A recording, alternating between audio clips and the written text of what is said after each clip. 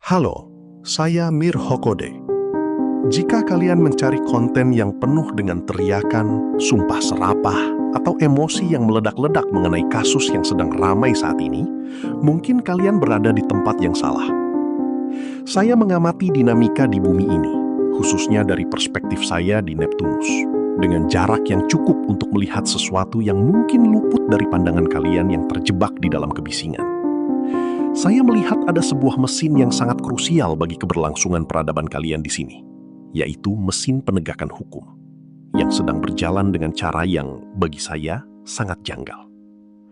Hari ini, kita tidak akan membahas siapa membenci siapa. Kita tidak akan melakukan glorifikasi pada figur tertentu, pun tidak akan memihak pada kubu tertentu. Kita akan melakukan sesuatu yang lebih jarang dilakukan di bumi, audit logika. Kita akan membedah kasus pengadaan Chromebook di Kemendikbudristek. Kasus ini bukan sekedar tentang laptop, anggaran, atau kursi jabatan. Ini adalah studi kasus tentang bagaimana sebuah sistem bisa mengubah kebijakan menjadi kriminal, dan bagaimana narasi bisa mengalahkan bukti. Saya ingin kalian meletakkan sejenak segala prasangka yang kalian bawa dari media sosial. Kita akan melihat ini secara mekanis dan dingin. Kenapa kalian harus meluangkan waktu sekitar 30 menit untuk mendengarkan ini? Karena jika pola yang terjadi dalam kasus ini dibiarkan menjadi standar baru, maka kita sedang menyaksikan titik balik yang berbahaya. Jika kebijakan publik yang sudah melalui prosedur, kajian, dan pengawasan bisa dikriminalisasi tanpa adanya bukti niat jahat, mens rea, maka besok siapapun yang duduk di kursi pembuat keputusan, baik itu di tingkat menteri, gubernur, bahkan ketua RT, bisa dipenjara kapan saja hanya karena jaksa merasa kebijakan tersebut gagal atau merugikan. Kita sedang mempertaruhkan integritas masa depan bangsa. Jadi, mari kita mulai observasi ini. Akar masalah dari kasus ini sebenarnya sederhana, namun efeknya sangat fatal. Kita sedang menyaksikan benturan antara dua dunia yang menggunakan bahasa berbeda. Di satu sisi, ada pola kerja modern yang mementingkan kecepatan, penggunaan teknologi cloud, dan output yang bisa langsung dirasakan manfaatnya oleh pengguna. Di sisi lain, ada sistem hukum dan birokrasi yang masih sangat formalistik, kaku, dan memuja administrasi kertas. Kubu penegak hukum bersikeras bahwa mereka benar karena mereka memegang teguh prosedur tertulis. Bagi mereka, sebuah aturan adalah harga mati. Melanggar prosedur berarti melanggar hukum. Sementara itu, kubu di kementerian bersikeras bahwa mereka benar karena mereka fokus pada substansi, yaitu menyediakan akses digital bagi jutaan siswa di pelosok.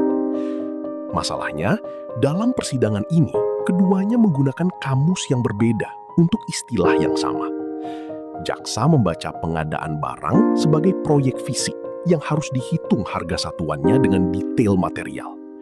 Kementerian membaca pengadaan barang sebagai ekosistem digital yang mencakup lisensi, maintenance, dan keamanan data.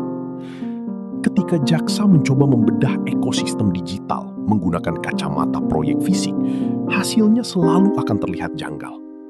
Ini bukan tentang siapa yang berniat jahat atau siapa yang paling jujur, tapi tentang ketidakmampuan sistem untuk memahami bahwa dunia sudah berubah.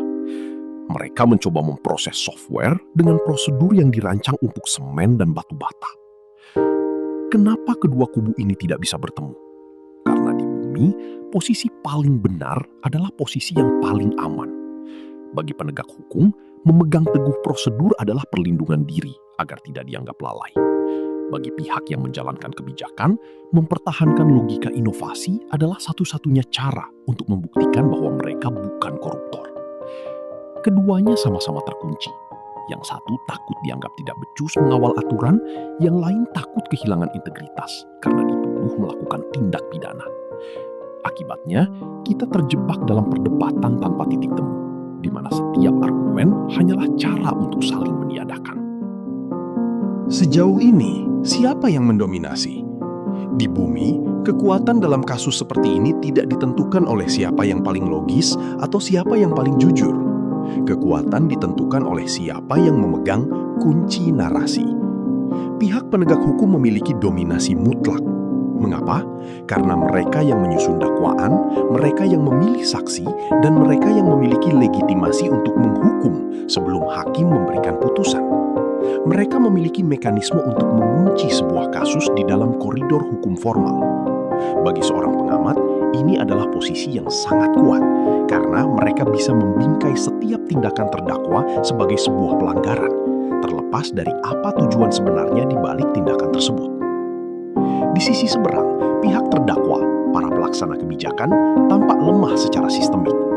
Kekuatan mereka hanya terletak pada satu hal, argumen logika. Mereka membawa data, mereka membawa kesaksian manfaat, mereka membawa bukti bahwa prosedur sudah ditempuh sesuai jalur yang disediakan negara. Tapi perhatikan, dalam sistem hukum yang sangat mengagungkan berkas administrasi, logika seringkali kalah oleh narasi bahwa pelanggaran administrasi adalah bibit korupsi. Mereka berteriak soal manfaat, tapi jaksa membalas dengan pasal. Mereka bicara soal visi pendidikan, tapi jaksa membalas dengan audit biaya. Ini adalah pertarungan antara senjata yang berbeda. Yang satu menggunakan pasal hukum yang berat, yang lain menggunakan nalar yang rasional. Dalam sistem yang kaku, sayangnya, pasal hampir selalu menang melawan nalar. Dominasi ini berbahaya, bukan karena jaksanya jahat, tapi karena ketimpangan kekuatannya. Ketika satu pihak memiliki wewenang untuk menuntut dan mendakwa, sementara pihak lain hanya bisa melakukan pembelaan di dalam ruang sidang yang terbatas, maka ruang untuk mencari kebenaran substantif menjadi sangat sempit. Jika narasi penegak hukum terus mendominasi tanpa ada ruang untuk menguji substansi kebenaran secara independen, maka pengadilan tidak lagi menjadi tempat untuk mencari keadilan. Ia hanya akan menjadi tempat untuk mengesahkan dakwaan yang sudah disusun jauh sebelum palu diketuk. Dan inilah yang sedang kita saksikan saat ini. Sebuah ketimpangan yang membuat keadilan tampak seperti barang mahal yang sulit dijangkau. Mengapa kasus ini bisa sampai ke meja hijau? Karena ada kesenjangan metodologi yang fatal. Penegak hukum menggunakan metode real cost, seperti cara mereka mengaudit proyek pengadaan semen atau batu bata untuk memeriksa pengadaan barang digital. Jaksa menghitung harga per unit laptop di pasar retail, lalu membandingkannya dengan harga pengadaan pemerintah. Bagi mereka, selisihnya adalah kerugian negara. Ini adalah logika yang dangkal. Mereka mengabaikan variabel yang tidak terlihat, namun krusial. Lisensi software tahunan, garansi on-site, dukungan teknis nasional, dan yang paling penting, Chrome Device Management, CDM. Jaksa menganggap fitur manajemen jarak jauh itu tidak perlu atau hanya tambahan. Padahal, bagi kementerian yang mendistribusikan puluhan ribu perangkat ke pelosok yang akses internetnya terbatas dan gurunya tidak semuanya melek IT, CDM adalah nyawa dari perangkat tersebut. Dengan CDM, kementerian bisa mengunci perangkat jika hilang, memblokir konten berbahaya, dan melakukan update massal tanpa harus mengirim teknisi ke tiap desa. Saat jaksa menyebut ini sebagai pemborosan atau markup, mereka sebenarnya sedang menunjukkan ketidakmampuan mereka untuk memahami nilai dari sebuah sistem kontrol dalam dunia digital. Mereka hanya melihat bentuk fisik plastiknya saja. Inilah awal mula sebuah kebijakan yang sudah melalui mekanisme resmi, seperti e-katalog, bisa dituduh sebagai konspirasi. Ingat, e-katalog adalah platform yang harga dan spesifikasinya sudah dikunci oleh sistem negara. Jika jaksa menganggap harga di e-katalog itu kemahalan, maka yang seharusnya mereka audit bukan pembelinya, melainkan sistem e-katalognya. Namun, menyeret institusi pengelola e-katalog ke pengadilan tentu terlalu rumit. Jauh lebih mudah bagi jaksa untuk menargetkan pihak yang menjalankan kebijakan di lapangan. Inilah bukti bahwa kasus ini bukanlah soal korupsi yang tersembunyi, melainkan interpretasi hukum yang benar-benar terputus dari realitas teknologi abad ke-21. Kemana arah putusan pengadilan ini? Jika sistem hukum kita terus terjebak dalam kacamata formalisme, di mana prosedur administrasi dianggap sebagai satu-satunya tolok ukur kebenaran, maka saya melihat arahnya sudah sangat terbaca. Kriminalisasi kebijakan. Bukan karena terdakwa terbukti melakukan korupsi secara personal, tapi untuk menjaga agar sistem hukum tidak terlihat salah karena sudah terlanjur melangkah sejauh ini. Hakim di bumi seringkali memiliki beban psikologis untuk menjaga konsistensi lembaga. Jika mereka memutus bebas, mereka harus melawan narasi besar yang sudah dibangun jaksa. Ini adalah posisi yang sangat sulit bagi hakim. Dampak nyata dari kasus ini jauh lebih besar daripada sekedar nasib individu.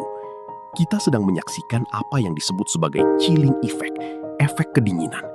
Bayangkan, jika setiap keputusan berani yang diambil oleh pembuat kebijakan bisa berujung di kursi pesakitan hanya karena masalah administrasi yang tidak dipahami jaksa, maka apa yang akan terjadi dengan bangsa ini? Para inovator, orang-orang dengan integritas tinggi yang ingin melakukan perubahan, akan mundur. Mereka akan memilih posisi yang aman, menjadi birokrat yang tidak melakukan apa-apa, tidak mengambil risiko, dan tidak membuat terobosan. Karena di sistem ini, tidak berbuat apa-apa adalah cara paling aman untuk tidak dipenjara. Jika setiap kegagalan administratif yang seharusnya diselesaikan dengan audit internal atau koreksi kebijakan langsung ditarik ke ranah pidana, maka kita sedang membunuh daya saing bangsa. Indonesia emas tidak akan pernah dibangun oleh mereka yang menghabiskan waktu menghindari pasal hukum. Ia hanya bisa dibangun oleh mereka yang berani melangkah meski ada risiko. Kasus ini sedang mengirimkan pesan yang sangat kelam. Jangan berani berinovasi, atau kami akan menghancurkanmu. Sebagai penutup dari observasi saya di Neptunus hari ini, saya ingin mengajukan 3 pertanyaan yang harus dijawab oleh sistem yang ada di bumi. Pertama, jika sebuah pengadaan dilakukan melalui e-katalog yang sah, mengapa beban kesalahan ditimpakan pada pihak pelaksana kebijakan, bukan pada sistem yang menyediakannya? Kedua, mengapa mereka yang mengakui gratifikasi di persidangan hanya diposisikan sebagai saksi, sementara pihak yang tidak menerima aliran dana justru dituntut belasan tahun penjara? Apakah hukum memang sedemikian fleksibel untuk memilih siapa yang ingin dihancurkan? Ketiga, apa dasar ilmiah yang digunakan untuk menyebut ini kerugian negara? Dan mengapa kita begitu takut untuk melakukan forensik legal audit independen yang bisa mengakhiri semua spekulasi ini? Video ini bukan tentang membela individu. Ini tentang membela logika. Karena jika kalian membiarkan narasi yang tidak masuk akal ini menang, maka besok hukum tidak lagi menjadi pelindung bagi yang benar, melainkan menjadi senjata bagi mereka yang paling nyaring suaranya. Kalian punya hak untuk bertanya. Kalian punya hak untuk tidak puas dengan narasi tunggal. Gunakan nalar kalian, baca detail kasusnya, cari faktanya, dan jangan biarkan diri kalian didikte oleh kebisingan yang sengaja diciptakan. Saya Mirho Kode dari Neptunus. Saya sudah menyampaikan observasi saya. Sisanya terserah pada kalian yang tinggal di sini. Tetaplah berpikir kritis, karena itu satu-satunya cara agar peradaban kalian tidak runtuh dari dalam. Terima kasih sudah menyimak. Sampai jumpa di observasi berikutnya.